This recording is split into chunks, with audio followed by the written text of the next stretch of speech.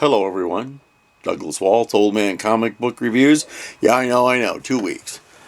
Plus, we just picked up Corner Comics. I will not be reviewing the ones that we just picked up. I just got the stack in front of me. We'll go for it and see what we get. We are up to number 4 of Toxic Crusaders. The artwork is still that crazy artwork by Tristan Wright. Writer is Matt Bors. And we have our guy whose name escapes me, where it was an old guy who did work for Dr. Killamoff. I don't care what they call him in here, that's what I'm calling him. And he bonds with the big muscle guy. And they had a terrible name, but I can't remember what it is. I'm trying to see if I can find it. This is a wordy thing, I'll tell you what. I mean, look at, you got a lot of text in these. Plus that artwork is awesome. Oh well, I can't figure out what it is. So next issue, apparently there will be bugs. It's a fun comic book. We're up to 4 now though, so you better just pray for a trade paperback or finding the back issues at your local. All right, next up is Starship Godzilla number 4. Starship Godzilla's writer is Chris Gooch. Artist is Oliver Ono, and when last we were with these people, our little red-headed space jockey was, everyone had turned traitor against our poor girl.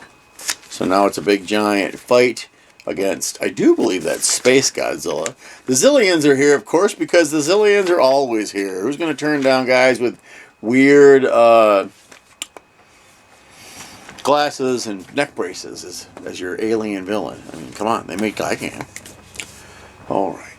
Issue 2 of Gargoyles and Darkwing Duck. We have Tad Stones and Greg Weisman do the plot. Script is Greg Weisman. Art is Ciro Cangialose. And Darkwing Duck is, he's here to save his girlfriend. He has to babysit Goliath because Goliath turns into stone in the middle of the day.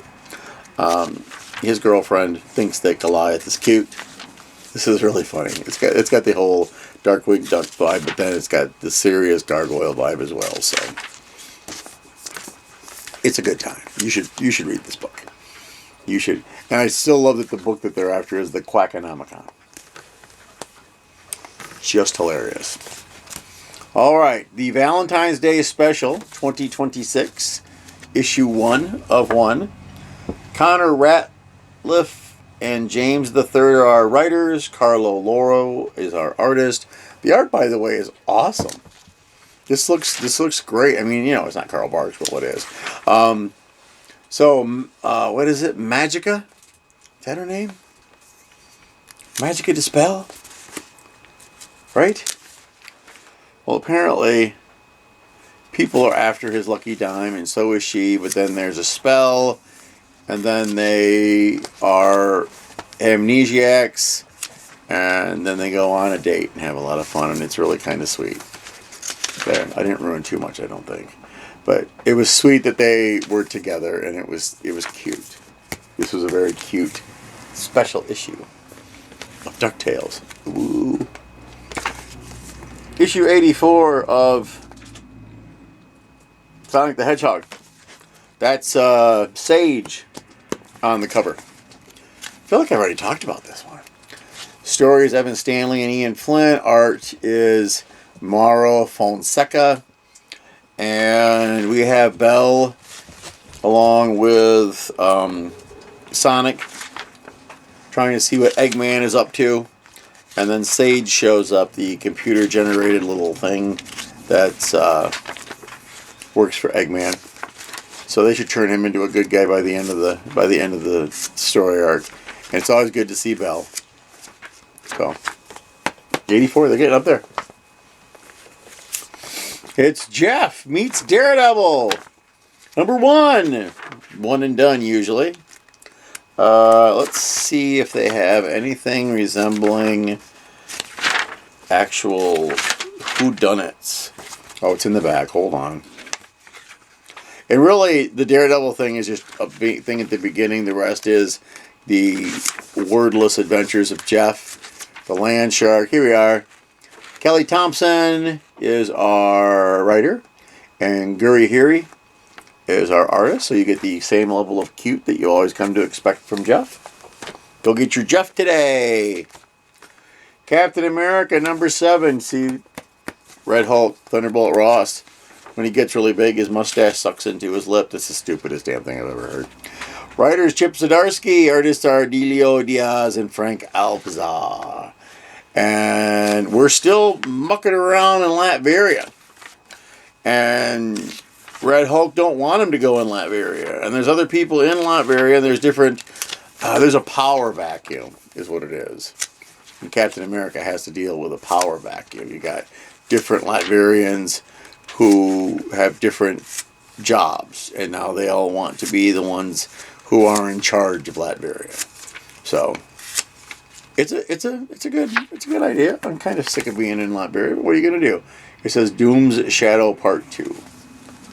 Because a very long time ago, when they first started the whole Doom thing, they ruined it for me in like the second issue of all the crossover Doom stuff, and I haven't bought one since. Amazing Spider-Man #22. Writer is Joe Kelly. Artists are Nick Bradshaw, Todd Nauck, and Nathan Stockman. And then an ink assist by Scott Hanna. See, pardon me, the book's coming out too fast. Every 2 weeks, and they can't keep up. So we've got Peter back. He's got to find his Aunt May. He runs into the spider clone who is still a jerk and fights with them for a minute. What's his name now? Chasm. I did like, okay, so his girlfriend is the one that Hallows Eve. She puts on a mask. And she can become that monster. So Peter's friends from outer space stop her from doing that. But she has just on this little t-shirt. And she lifts it up like this, and there's a mask underneath it, and apparently that counts. I thought that was freaking genius. So, yeah, just kind of waiting for the whole thousandth thing and all that, and maybe we can get Spider-Man back in his regular costume instead of a Warlock knockoff. Oh, where were we? Godzilla escaped the dead zone. Ooh. Were you scared? I was scared. Written by Ethan S. Parker and Griffin Sheridan. Things are coming to a head. We have giant little girls fighting giant kaiju. Baby Godzilla's there. I know what his name is. Be quiet. I do like the artwork for Godzilla. I like how he looks. Very weird and rough. And then we got the guy who's part kaiju, part human. That's coming to a head. There's like that. What issue is it? 6. So, yeah, all right. It's a good story arc to get you to the next thing. It's fun. And in the new Kaisei era, I like the Godzilla book the best. This one's the second best. And then Starship Godzilla is what we like to refer to as dead last. All right, another #1. Be excited. It's Mark Spector, Moon Knight. And let's see who is writing our map. Why don't you have this right where we want it? Oh, my goodness. Nope. Is it in the back? Should I just go to the back? What do you think? What are you, the viewer? What do you think? The back? It's in the back. All right. And this is written by Jed MacKay. No big thing there. We really love Jed MacKay. Our artist is Devmalia Pramanik. I don't know. This is interesting. It's got to do... I saw Fearmonger. It's got to do with mind control. They are up to something. But the only problem is they're trying to be up to something with Mark frickin' Spector. So, you want crazy? He will bring you the crazy. Are you trying to control that crazy? Good luck. This is really fun, by the way. It's probably the best Moon Knight comic book I've read in a while. Alright, Supergirl #10. I do love the true romance vibe of the comic cover, where she has to decide, does she want to go out with her friend or the hunky boy? And it's like, well, we're not going to tell you what to do, kid. All right. Writer and cover artist is Sophie Campbell. Artist is Joe Quijones. So it's not Sophie Campbell, so the art's not as good. Joe's a fine artist. So she goes on the date. Did you know there was a thing called pink kryptonite? I learned about that the minute I read this comic book. And it's fun because it's a lot of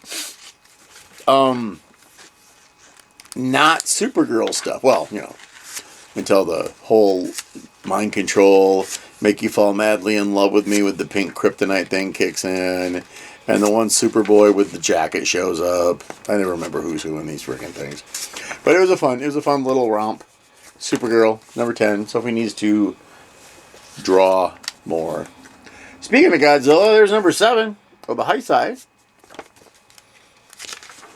And written by Tim Seeley, art by Henry Prasetya.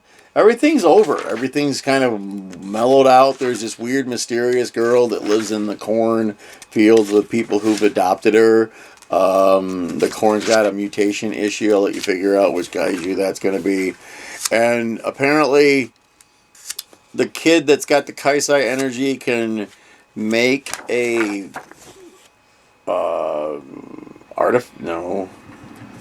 a construct. Woo! I figured it out.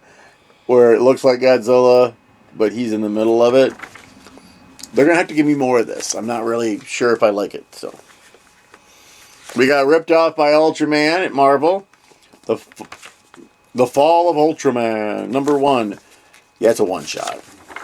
Writers are Kyle Higgins and Matt Groom. Artist is David Tinto.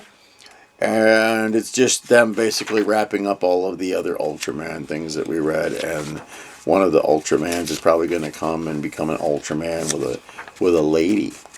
Yeah. There are things I liked about it. Big splash pages. I think there's another one in here that I was pretty fond of. I do love me some splash pages. Oh, quit. Alright, let's see. Did I miss it? Is it too far back? Wow. Chatty. Let's go the other way. But, I mean, it was what it was. This is sort of a splash page. You get a big monster in the middle. But I was all excited because I'm, oh, here you go. There you go. There's what you want. There you go. Because I'm like, they're 5-issue arcs. I have all of them. I don't know why they won't make a Kamen Rider comic book for me at Marvel. He's way cooler than Ultraman, but who am I to tell people what to do? And so I thought I'd at least get another 5-issue arc Ultraman. No, it's a one-shot. That's all you get. And our last but not least, number 14 of Aquaman. Aquaman. We have Jeremy Adams as our writer, Daniel Bayliss is our art. It's Aquaman being Aquaman, and this Crimson girl shows up that may or may not be a relative from the past or the future. And Aquaman has the new thing now where he controls the blue. So, but the young lady does make a big giant island, and Aquaman shows up to deal with stuff because that's what he does. And it's Aquaman. Apparently they're going to rename it and call it Emperor Aquaman, which, I'm sorry, that sounds stupid. Alright. So let's divvy him up. 2 weeks worth. Superhero, we're going to give Ultraman a superhero. Yeah, he can be a superhero. Supergirl's a superhero. Moon Knight's not really a superhero. He's psychotic, but we're going to count him. Godzilla's not. Yeah, you are. Yeah, you are. Jeff, honey, no. You can't be a superhero. You're a little tiny shark. Sonic's a superhero. DuckTales isn't. Gargoyles and DuckTales isn't. These aren't. Well, no, I'll give Toxic Crusaders, but not Starship Godzilla. Alright, so let's see. We have 1, 2, 3, 4, 5, 6 non-superhero books. And 1, 2, 3, 4, 5, 6, 7, 8. So the superheroes, once again, have saved the day. No, they're the winners. But there's a lot of books in here that aren't. So when we come to our part, recently, this last weekend, Marvel, Fanfare had a 43rd anniversary, which means I've been going there for 43 years. Because I found them when I was a very young warthog of 20. So that's when they opened.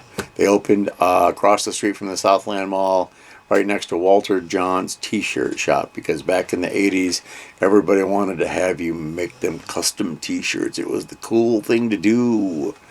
I don't know. I never bought a t-shirt from them. But the comic book store is right next door. I did buy some comic books. And they've moved a few times since then. They're in their new permanent building. It used to be a bicycle shop. Don't be sad about losing a bicycle shop in Kalamazoo. We still got like 3 more. So we're not down any bicycle shops. We got the good one and then the fancy ones. The overpriced ones and the good one. Did I mention the good one?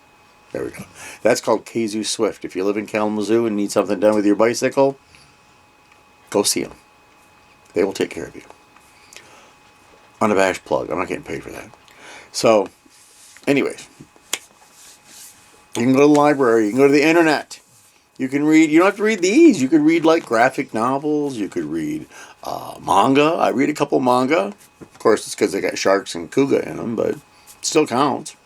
So, go out there in the world. Find your favorite comic book. It's almost March, so May is coming fast. The first Saturday of May is what? It's Free Comic Book Day. Hopefully it's not May 4th again, because then we get all the Star Wars people where we argue over May 4th. May the 4th be with you. It's like, no. We want it to be Free Comic Book Day. I'm kind of excited.